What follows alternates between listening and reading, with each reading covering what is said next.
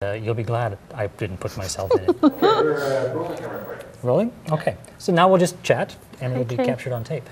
The first thing I want to know is about that song. Tell us about it. The song is about love, of course, but it's not love as in I fell in love and we lived happily ever after, or he was unfaithful to me, or whatever. It's, are we too sensitive to love? Are we too frightened? I have lots of friends who are single, and we always say, oh, it's because you choose the wrong men, but are they doing it deliberately? It's the whole question. So I think maybe they've been hurt in the past, like we all have, and it's it's called the answer and the question.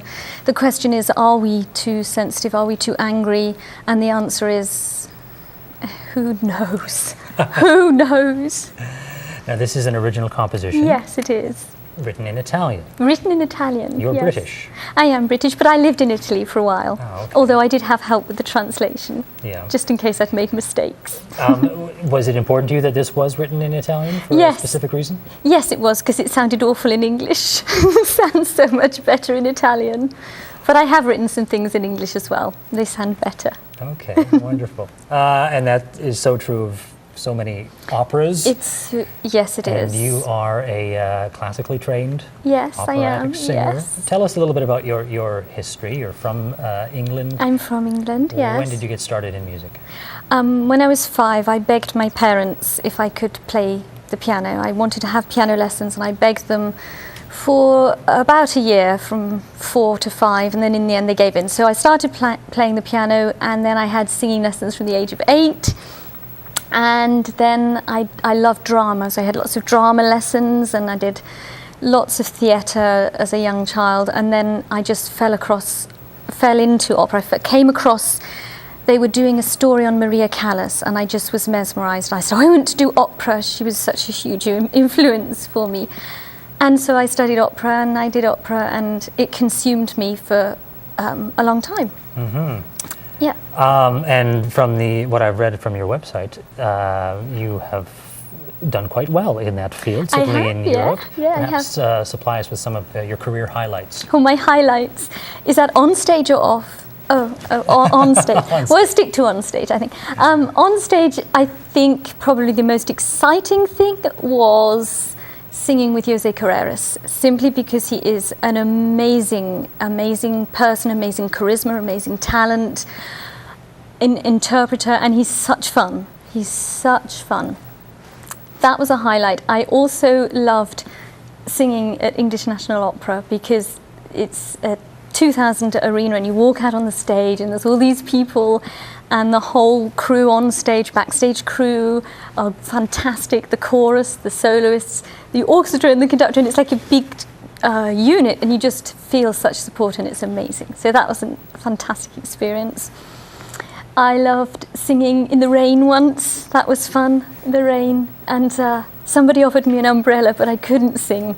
I couldn't sing Cara Nome with an umbrella, so I got wet. So those, I think, were my highlights. There you go. You and Gene Kelly. Yes. Now, how long ago did you move to Canada? And what brought you to Canada? What brought me to Canada was I wanted a new challenge, and I always wanted to live in Canada. And I applied, and we had a choice of British Columbia or Ottawa, and we chose Ottawa. And I just love it here. I love the climate. I love the hot and the cold. I love the people, because they're so friendly and so supportive. And I love the big skies and the big open spaces. So yeah, I love Ottawa very much. I love Canada. Great. But since coming here, you have not really, or at least as I understand, pursued a career as an opera singer. You've entered this rather nebulous but quickly growing field of crossover music. Yes, I did. How all came about? Well, I love opera, and please don't get me wrong, it's a fantastic medium, and I hope to go back into it as well in the future, do more roles.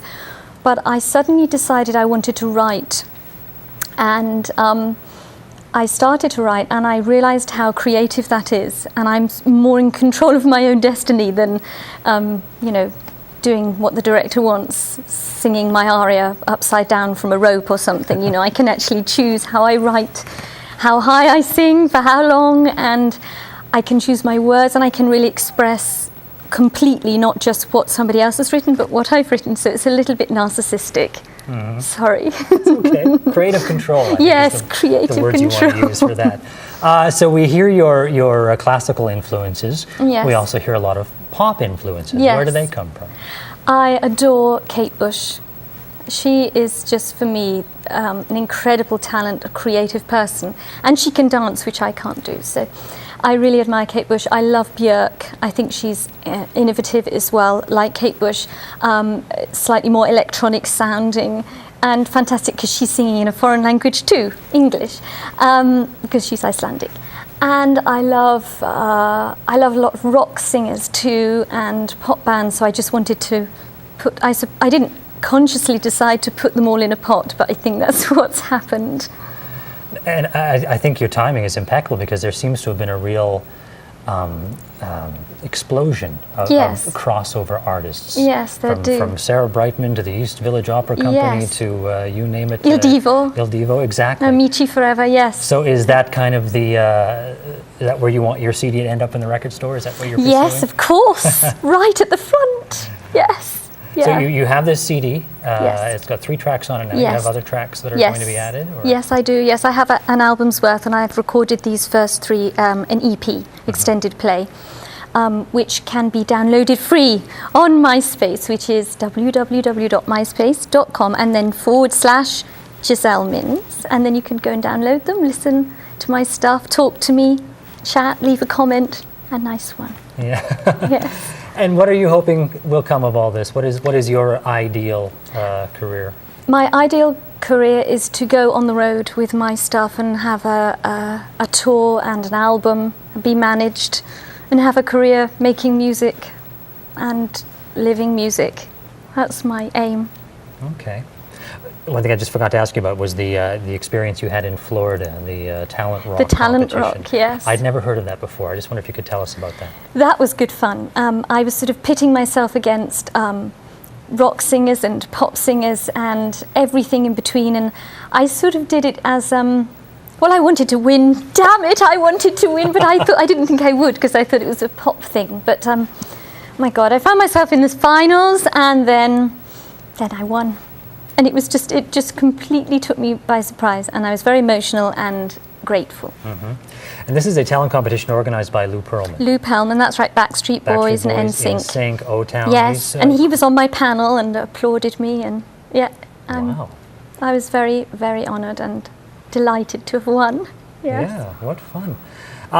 For your local fans here in Ottawa, do you have any performances planned, or is that something that's still in the works? No, that's something still in the works because I wanted to get the whole album's worth together, and of course I need to record that. So I'm still actively seeking a deal, although I have got 2 people in New York who are interested, but it's still in the talk stages. So I'm open to any help that's out there, definitely. Okay, so all the A&R people out there? A&R people, managers, everything. Head to your website? Yes, and head to my website, send me an email. Okay. Make my day. Giselle, thank you very much. Thank you very much. Thank you so much for inviting me. Our pleasure. Thank you. Excellent. Good.